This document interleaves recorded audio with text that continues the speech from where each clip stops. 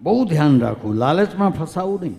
આજકાલ cyber fraud થઈ રહ્યા છે, એમાં લોકો લાલચમાં જ ફસાઈ જતા હોય છે, સાયબર ફ્રોડની અંદર. એટલે સંભાળવું આપણે આપણી જાતને, ભાઈ લાલચમાં ન જવું.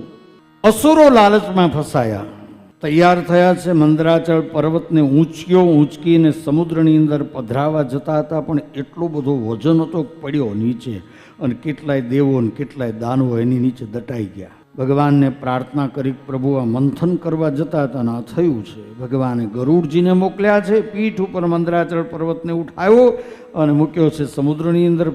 પેલા જે દબાયા હતા એને પાછા સજીવન કર્યા, આવા મંથન કરવા માટે. પણ ભગવાને દેવોને સમજાવ્યું હતું, કારણ કે ભગવાન જાણે છે કે સમુદ્રનું મંથન કરશે એટલે પેલો વાસુકી નાગ છે ને, એના મુખમાંથી ઝેરની જ્વાળાઓ નીકળશે, અને આ દેવતાઓ જો મોઢા આગળ રહેશે ને તો બધા કાળા થઈ જશે. એ ભગવાને સમજાવ્યું હતું કે તમારે મુખ આગળ રહેવાનું નથી, પૂંછડે રહેવાનું. પણ કહ્યું અમે પૂંછડે રહેવા જઈએ તો પેલા લોકો એમ કે અમારે પૂંછડે રહેવું, તો ભગવાને કહ્યું જો તમારે પહેલાં મુખ આગળ જવાનું અને અંદરો અંદર વાતો કરવાની, એમાંનો કોઈ સાંભળે ને એ રીતે કે ભાઈ પૂંછડું તો અપવિત્ર ગણાય, એટલે આપણે મુખ આગળ રહેવું છે. એ લોકોનો વ્યક્તિ કોઈ સાંભળવો જોઈએ. હા, પછી એ લોકો સામેથી કહેશે કે અમે આગળ રહીશું, મુખ આગળ, એટલે તરત તમારે દોડીને પૂછડે જતું રહેવા. આ ભગવાનની યુક્તિ છે. આ પ્રમાણે દેવોએ કર્યું છે, મુખ આગળ રહ્યા, આપસમાં ચર્ચા કરી. એક દાનવ સાંભળી ગયો, જઈને કહ્યું કે ભાઈ આ પૂંછડું અપવિત્ર કહેવાય. તો તરત દાનવો આવ્યા, કહું કે અમને મુખ આગળ રહેવા દો, નહીતર સમુદ્ર મંથન કેન્સલ. દેવતાએ કહ્યું ઠીક છે, તમે મુખ આગળ રહ્યો, અમે પૂંછડે જતા રહીએ છીએ. અમને તો જોઈતું હતું, અને વૈદ્ય બતાવ્યું, તુરત પાછળ જતા રહ્યા.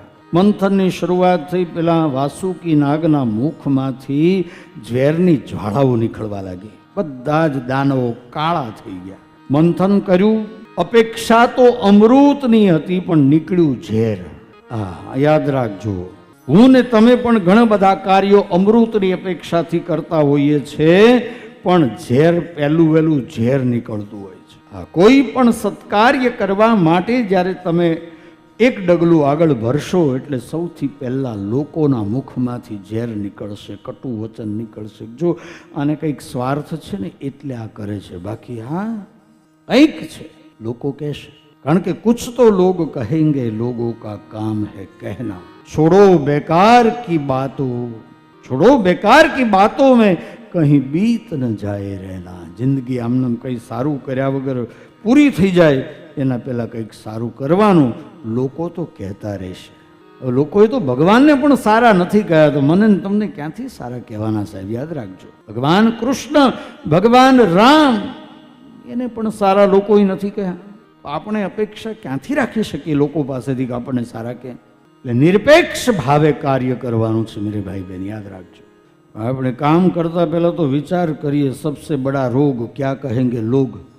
લોકોને જે કહેવું હોય કે કહેવા દેવાનું, આપણે આપણી ગતિમાં ચાલવાનું, ગતિને નહીં છોડવાની, વધારવાની નહીં, ઘટાડવાની નહીં, ચલાવવાની.